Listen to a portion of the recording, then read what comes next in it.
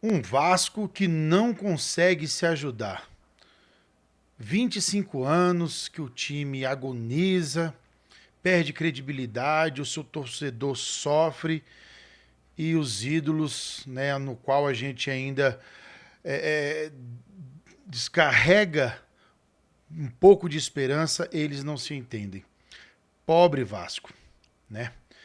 E tem mais, vamos ver aí como é que tá aí a preparação do Vasco para a Sul-Americana, né, quarta-feira, e também a que pé anda a contratação do novo treinador. Tudo isso agora, depois da vinheta. Vamos embora.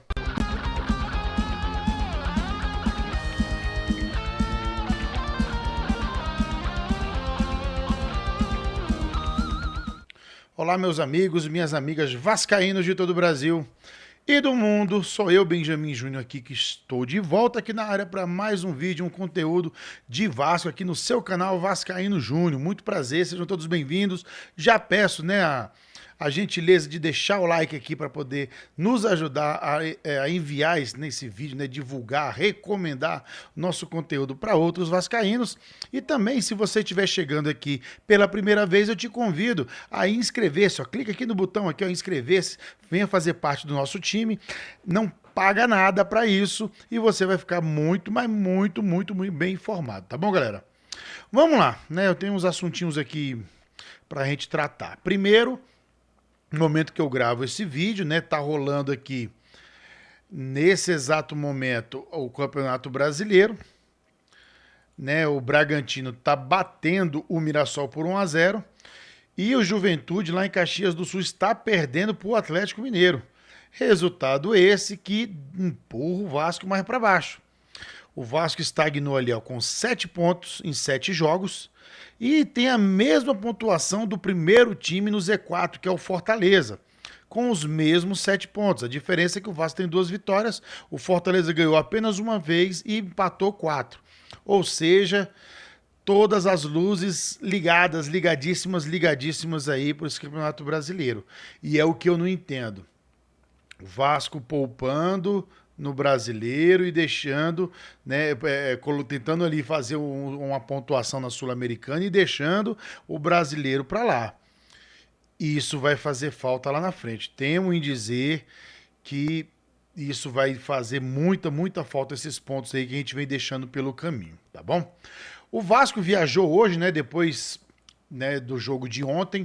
O Vasco treinou hoje lá no setor de Clube Sul, aqui em Brasília. É, mais um regenerativo, né? Enfim, um posicionamento. Não pode ser nem treino muito pesado, porque ele estava recuperando o jogador. Tá? Ontem que o Vasco perdeu para o Palmeiras e teve Coutinho e Verratti, nada mais nada menos que Coutinho e Verratti poupados. Né, segundo os próprios jogadores, foi consensual, né? O Verratti falou: não, gostar de jogar eu gosto, mas a gente entendeu, né, precisava ser poupado e foi consensual. E aí o Vasco vai até a Venezuela, né, na província de Valência, pegar o Puerto Cabello. Aí na tabela vocês vão ver aí, ó. Puerto Cabello, que em 3 jogos empatou um, né, que foi justamente contra o Lanús na primeira rodada, e depois perdeu para Melgar e perdeu para Vasco, ok?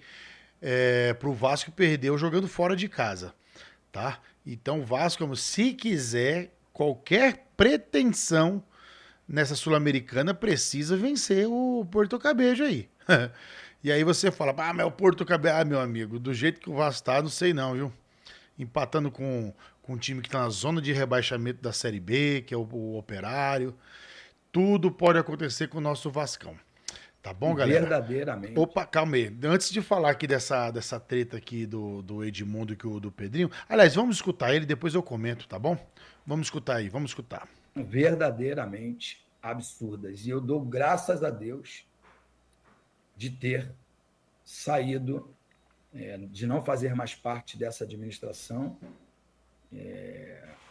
E agora, ao ser excluído do grupo da Sempre Vasco, me decepciono com muita gente lá dentro também. Muita gente mesmo, porque todos sabem que eu ajudei a criar esse grupo, sou um dos fundadores, botei a minha cara para que esse grupo assumisse, né? E claro que à frente de um grupo tem que ter a figura do presidente. Todos nós entendíamos que o Pedrinho seria o melhor, mas hoje, de coração, eu tenho certeza absoluta de que eu errei, e errei de longe.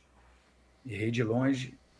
O ano que vem é um ano de eleição, e a única certeza que eu tenho é que eu serei contra o Pedrinho. Podem escrever. Contra. Totalmente contra. Eu tinha prometido para minha família não me envolver, não me meter mais na política do Vasco, mas eu me sinto obrigado a tirá-lo da presidência do Vasco. Esse será o meu compromisso com vocês. A não ser que ele consiga aí o título de campeão brasileiro, o ano que vem ganha Libertadores. Fora isso, eu vou me empenhar bastante para tirá-lo do comando do Vasco da Gama. Tá bom, pessoal? Vamos começar a ler. Gente, o que a gente pode comentar? A gente pode lamentar toda essa situação. 2 ídolos, né? Eu sou dessa época que eu peguei esses caras jogando desde quando estrearam no time profissional até encerrarem a carreira. Conheço tudo sobre Pedrinho, sobre Edmundo. Edmundo é um dos grandes, né, do Vasco, talvez, depois de Roberto Dinamite, o cara que a gente tem a mais idolatria. Um grande jogador, um cara que sempre foi coração, sempre foi Vasco. Mas é bem verdade que nunca fui muito habilidoso com as palavras. Como a gente não tem, né, o contraditório, o Pedrinho falando, e vai demorar muito até que a gente saiba, assim eu acho, né? Não sei se o Pedrinho vai querer polemizar mais essa não, tá? Então fica difícil a gente entender. A gente fica especulando, né? Como a gente tá, o Pedrinho tá no futebol aqui, o Vasco tá mal das pernas, o time não tá jogando legal, é o segurança que agride torcedor, né? A gente vê que o departamento de futebol é uma caixa preta. Vem o Felipe, fala do Capasso, o cara é ativo do clube, em vez do cara valorizar, botar ali pelo menos pra treinar, pra poder valorizar e arrumar um clube, fala que o cara não é essas coisas todas. Então a gente vê que é uma várzea, o departamento de futebol, desde que o Pedrinho assumiu o futebol, é uma grande várzea. Por um lado, eu acho legal algumas atitudes que ele toma administrativamente, né? Desde que retomou a SAF, que mantém os salários em dia ainda assim, que optou por uma recuperação judicial, colocando até os próprios bens particulares como um penhora, caso ele não cumpra esse acordo. Então a gente fica se perguntando o que levou o Edmundo a ser afastado da Sempre Vasco, tá? Não é, pelo que eu falo do Edmundo, ele foi afastado da Sempre Vasco, ele não faz mais parte da Sempre Vasco, grupo que ele ajudou a fundar. Né? A gente sabe que ano passado também o Júlio Brandt rompeu, agora o Edmundo. Então o que tá rolando na Sempre Vasco que fez com que o Edmundo, a cara mais importante da Sempre Vasco, né? O Pedrinho tava apagadíssimo qualquer outro dia desse daí. Ele aparecia, ele e o Felipe, a gente via dois moleques, né? Ali aprendendo, mas o Edmundo não dá nem para comparar a grandeza, né? A cara que realmente chamava a atenção desse grupo aí. E aí a gente fica ali lamentando, né? O Vasco chora por ver ídolos brigando, não se entendendo. O Vasco, o problema do Vasco sempre foi, né, o racha, né, a desunião. O pessoal esquece que são vascaínos, cara. O objetivo do vascaíno é ser campeão, o objetivo de todos é o mesmo, ver o Vasco forte. Mas é inacreditável como quem tá ali, eles se detonam, né, cara?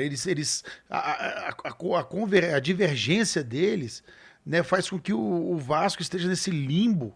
Eles enterram o Vasco, cara. Quem é que quer vir trabalhar num clube tão difícil? Reclamavam-se de Eurico Mirandas, né? Desses caras ali antigo, né? O Zé do Táxi. Quem mais ali tava naquela corja ali? Um monte, né, de gente ali das antigas ali, né, que moça, não sei o que lá. E aí esse pessoal já passou, agora vem uma nova geração e o modus operandi da política do Vasco continua sendo essa porcaria, essa sujeira. Até quando? num dos primeiros vídeos que eu fiz nesse canal aqui, eu explicava por que que eu defendia que o Vasco fosse entregue na mão de investidores. Eu nunca falei que é o melhor modelo de negócio, não. O modelo de negócio para mim é o associativo, desde que ó, o Flamengo nadando em dinheiro, o Palmeiras nadando em dinheiro. Só que o Vasco, os políticos do Vasco, eu já perdi a crença neles já tem mais de uma década. Acho que duas, talvez. Perdi, esses caras não funcionam mais. Não funciona. O modelo político do Vasco não funciona. Esses caras brigam pelo poder. O que que levou, gente? Dois amigos, parceiros de quantas lutas e tantas lutas. Os caras que jogaram junto, dividiram concentração, quarto junto. Aí agora, por que que brigaram? O Edmundo queria algum cargo, queria algum emprego para alguém, não foi agraciado, por quê? Ele que queria ser o presidente, eu te apoio agora, depois você me apoia, eu não sei. Porque o Edmundo, desde que o Pedrinho assumiu, ele vem dando algumas alfinetadas. No início ali, ele dava até notícias que talvez não pudessem dar. E aí eu acho que isso vai irritando. Então eu não sei escolher um lado aqui. Eu não sei, gosto dos dois, né? É, da melhor época da minha vida aqui de Vasco que eu vi, tinha Edmundo e Pedrinho jogando e Felipe jogando. Esses três aí, a minha melhor recordação de Vasco que eu tenho é desses três jogando aí, né? Comemorei muitos títulos com esses três, mas muitos mesmo. Muitas tardes de domingo, de sábado ali, maravilhosas, porque esses caras aí pegavam, metia 4, 5 no Flamengo, Pedrinho mandava calar a boca do torcedor, entendeu? E agora a gente vê esses caras aí definhando o clube. Não sei o que pensar. Espero que tenha sido mal entendido, que façam as pazes um dia, que sentem, lavem a roupa suja, ó, desculpa, não era por aqui, eu achei que era isso, porque o Vasco não pode, cara, o Vasco não pode, tá? Então, só retomando o raciocínio, por isso que eu acho que a SAF do Vasco é a única salvação. Entrega no investidor, mas não é vender de qualquer jeito, não é vender às pressas, é vender com transparência, um contrato seguro, né, um contrato amplamente debatido pelas pessoas que lhe interessam, né? Porque a gente sabe que um contrato nunca vai ser aberto à população aí, né? A torcida, porque tem cláusulas de sigilo, enfim, que atrapalha a negociação, né? Mas que seja mais aberto para um sócio, para os conselheiros, para os beneméritos, aqueles que votam, porque o Vasco não tem mais o direito de errar. E sem investimento a gente não consegue, cara. A gente não consegue. Tá aí, ó. Daqui a pouco eu vou falar do Fernando Diniz. O alto salário que pede. Cruzeiro tá pagando aí só pro Gabigol, paga 2,5 milhões, só para um jogador. Né? Paga 1.700 para não sei quem, para não sei quem. Tá dando certo? Isso não importa, isso aí é um detalhe. Mas com dinheiro você consegue contratar jogador que preste, né? Bom, gente, Verdadeira. vamos lá. Fernando Diniz, tá? Segundo, a fonte aqui me atrapalha aqui, né? Mário Coelho Vasco. Segundo, a galera, né? Dani Moraes, né? Também ali que trabalha junto com ele. O Vasco e o Diniz já chegaram ao denominador comum na parte financeira, né? Salário ele vai ficar pouco abaixo de 2 milhões ali mensais. Aí resta saber se é toda a comissão técnica do Diniz esse valor, né? Se for, é um valor realmente para um técnico de ponta aí de primeira prateleira, né? O Renato Gaúcho pedia isso, Luiz Castro até pedia mais, né? O treinador solicitou que a partir de agora as partes acelerem o processo para o desfecho positivo, né? Então, assim, para a partida de quarta-feira já é impossível, o Vasco já embarcou para a Venezuela, né? Então vamos esperar que pelo menos para a partida do Vitória o Fernando Diniz já esteja no comando. Acho que é importante o Vasco voltar a pontuar e pontuar de verdade nesse Campeonato Brasileiro, porque vai fazer falta. Vai fazer muita falta, né? O Vasco, que se você pegar aqui, ó, os próximos jogos do Vasco, o Vasco ele tem ainda, se eu não me engano, 5 jogos até a parada. Deixa eu ver se eu pego aqui, gente, que é importante essa informação, né? Que é o futebol, próximos jogos, né? Então o Vasco aqui, ele vai agora pegar o Porto Cabello lá na Venezuela, certo? Quarta-feira, 19 horas. Depois volta correndo, correndo mesmo, tá? Dia 10, sábado, pega o Vitória no Barradão, ou seja, você vai estar na quarta-feira na Venezuela para sábado jogar. Então não dá tempo nem mal descansar. Aí já na outra terça-feira vai até a Argentina, né, no La Fortaleza, em Buenos Aires, pegar na província de Buenos Aires, pegar o Lanús. Esse jogo valendo a classificação, né, valendo a liderança do grupo. Depois o Vasco retorna e aí pega uma sequência aqui interessante, né? São 5 jogos consecutivos no Rio de Janeiro, sendo que 4 deles em São Januário e um no Maracanã. Então o Vasco, como mandante, recebe o Fortaleza. Depois o Vasco, como mandante, tem o Operário, né, pelo jogo de volta da Copa do Brasil. Aí, dia 24, pega o Fluminense, o mando de campo é do Fluminense, Maracanã. Depois o Vasco pega o Melgar pela última rodada da Sul-Americana e depois tem o Red Bull Bragantino, dia 31/5, tá? Aí tem uma pausa para uma data FIFA. E aí depois o Vasco pega o São Paulo dia 12 de junho e aí tem a parada do Mundial voltando só no dia 12 de julho. Ou seja, né, o Vasco, a pior parte aí parece que passou, né, que a gente pegou Flamengo, pegou Palmeiras, né, tá bom? Pegamos o Cruzeiro fora, então parece que a pior parte passou. Então vamos ter aí 4 jogos em São Januário, ok? Um no Maracanã, então depois que for a Argentina, né? Tem essa sequência de 3 jogos fora agora, né? Porto Cabedelo, Vitória no Barradão e Lanús na Argentina. Ponto. Depois disso, o Vasco vai ficar ali do dia 17/5 até dia 31, né? Fazendo jogos no Rio de Janeiro. Tudo ali, também ali com intervalo de 2 ou 3 dias para cada jogo, tá? Mas importante aí o Vasco conseguir passar bem por essa sequência, porque depois tem a parada. Aí é o tempo que, né, o novo treinador, quem sabe o Fernando Diniz é o que está mais próximo, vai ter para poder treinar esse time aí. Tá certo, galera? Estamos conversados. Então amanhã eu volto com mais informações. Se você não deixou o like, dá uma conferida aí, ó.